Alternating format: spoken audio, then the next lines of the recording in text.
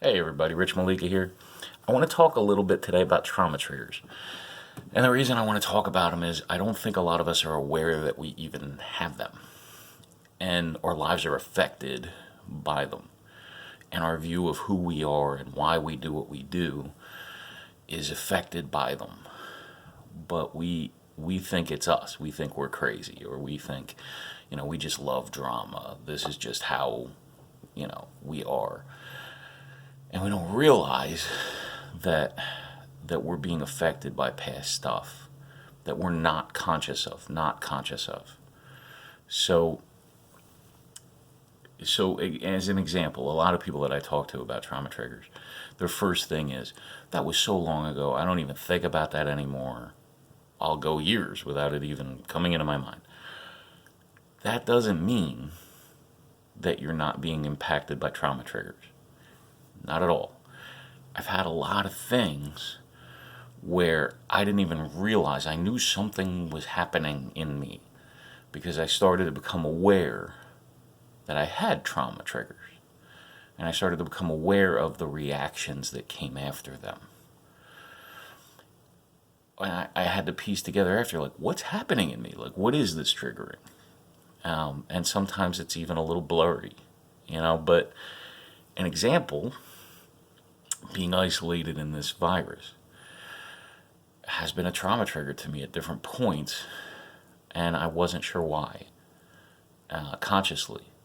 But I realized I was raised by a dad that was agoraphobic and very verbally and emotionally and sometimes physically abusive.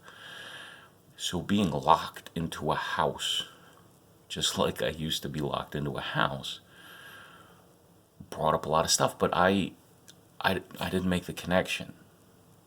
In my mind, I'm feeling bad about myself because I'm like, I love my wife, I love my child. I'm like, I have time off to be with them. Why? What's wrong with me? Nothing. I love them. That's true. I'm enjoying my time with them. That's true. But it also clicks in feeling confined. And the part of my mind that remembers what that was like, not my conscious mind, but the underlying stuff, that gets triggered. So we're going to talk about trauma triggers and what they look like and how we respond to them a little bit. Because if we can identify just what it feels like when we're triggered, we can piece the rest of it together. And we can take away some of the lies that tell us this is who I am. I must be a horrible person because I always end up in this place. Now, so first thing, fight response. A lot of times it feels justified when our fight response gets kicked in. It feels like we're fighting the good fight. We're fighting it, for the little guy, so we're not disrespected. But what should be a 3 is a 15. It's just way too much energy. So identifying that, because the pattern can become, I go into fight, I bruise a relationship that I didn't want to bruise, or I lose a job, or whatever. It takes me away from the life I want to live. So identifying some of the patterns, like what makes me kick back that way? What does it remind me of? Is it not being heard? Is it being discounted? My voice doesn't matter. I'm stupid. For me, domestic violence. A guy fighting with his waitress can be a trigger. They're fighting over the bill. Is he rude? Maybe. Is it my job to retake Omaha Beach? To go guns blazing into a conversation with this dude that ends up with him and the waitress looking at me like, what is this man's problem? No. So how do I identify it? Create some coping skills around it. Not email right away. You know who I'm talking to. Take a second and figure out what's actually happening so I'm not responding just off that knee-jerk trigger. The second, flight. Anybody with an addiction, I don't care what it is, drug addiction, sex addiction, gambling, flight. I'm going to run to AC. I'm going to run to North Philly. I'm going to run to that person's house I know I shouldn't be talking to, but they inboxed me.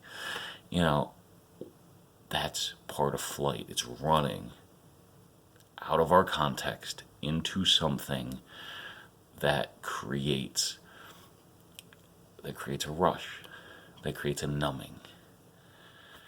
So how do I not run into that? There are other ways. Netflix, eating 15 buckets of fried chicken, flight, leaving a conversation we know we shouldn't leave, not going to an event we should be going to, didn't go to the wedding, why? Promised I'd show up, didn't. Parents that have shame. My family's where, Dad had every intention of showing up for the weekend visit. Just couldn't do it. That's flight. It produces shame and more flight. And if we catch the trigger, what do I want to avoid about this? Why is this hard? If I talk about it, build up communication around it. And for all these, I'm going to share some physical things to do, because this impacts our body. This is primal. This is a survival. All three of these are survival based. This is how I survive something that wants to kill me. So flight. For anybody that ever felt like the run to do the bad thing was more of a rush than the bad thing, then you may have been in flight. Freeze. A lot of shame with freeze. My experience of freeze, I would be fully and completely willing to fight someone unless this thing happened where I was frozen. And I can't tell you how emasculating that was, how much shame I had about that. And in retrospect, I can tell you it had everything to do with if they reminded me of my father. If they reminded me of my father, then I froze. And that was not a good thing to do in my culture. I've learned very early in my recovery how to get past freeze in a functional way, but not in a deep way, in a way where I could keep moving, in a way where I could keep doing something, a way that I've not experienced, but that a lot of my family, friends, and clients I've worked with have experienced it, is in regard to sexual situations. They didn't want to be with the person, but they froze. They had no ability to communicate a boundary. And then that produces shame. So for our trauma responses, and first off, for anybody that relates to any of this, God bless you. I know I'm talking about things that bring up hurt and wounding. It's not you. It's not your fault. We are responsible for our recovery, but for anything that happened related to this, give yourself some grace, please. Give yourself some grace. God gives you more grace than you ever will. But allow yourself some of that. Because these things are coming from a place that take away who we are. We flip into a gear of survival. Some ways to assist with this. First are to create some ways in our body that we can bring down our arousal. Fight, flight, freeze is all arousal.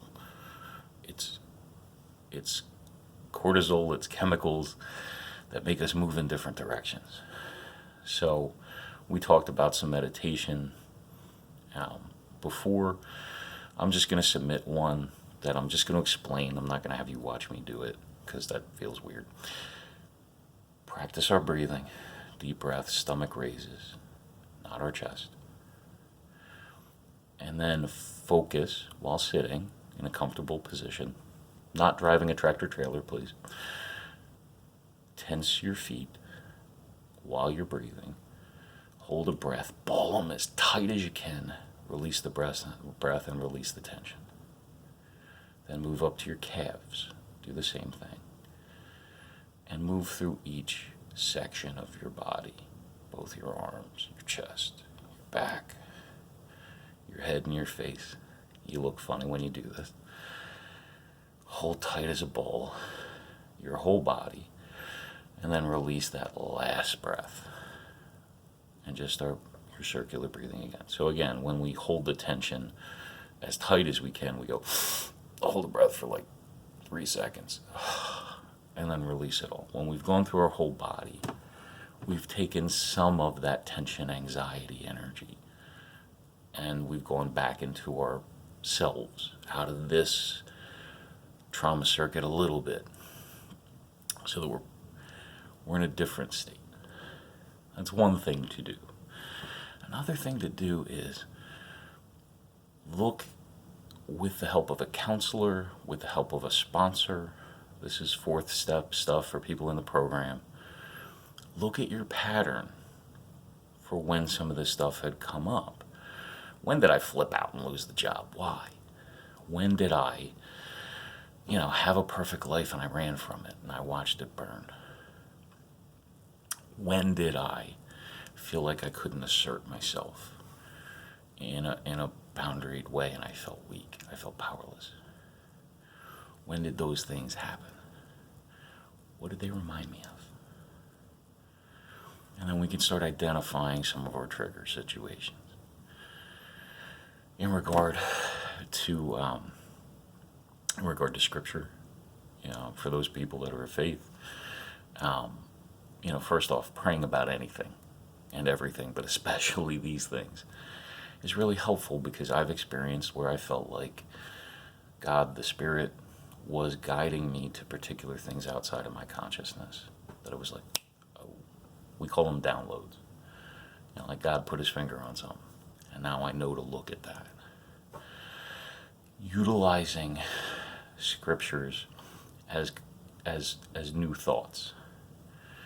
So where I want to move, I want to jump, be still and know that I am God. Where I want to start talking, start arguing, start developing alliances with people out of my trauma, because that's what we did. That's what I did. Not making fractions, not creating splinter groups. Confessing. You do more to destroy shame when you talk about it. And when I say confession, I know a lot of us have baggage around that word. All the Bible's talking about when it says confessing is telling somebody else that we're walking with in our journey that's positive, that's helpful. We're not going to tell the person that, is trying to get us to go to North Philly with them to do horrible things. We're telling a person that we have a modicum of trust with. I felt like running last night. Or I felt like destroying that person so they couldn't hurt me. Or I couldn't tell you that I didn't like what you said. I didn't have a voice for it. And then I started thinking about just cutting you off altogether. And I don't know why. Because it wasn't that deep. These are some things we can do. So I want to close in a prayer. Creator God, thank you for my brothers. Thank you for my sisters. Thank you for my non-binary family. Bless us all today. Bless us with healing. Bless us with awareness and moments of clarity. And help us to live free from the traumas that we've encountered.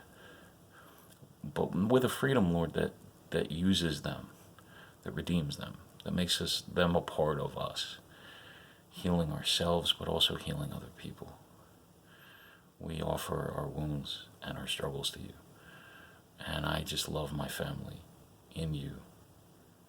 And I just pray, bless them all today with a knowledge of how absolutely loved they are, and of how much value they have. Remove shame, remove lies, and show them how you see them.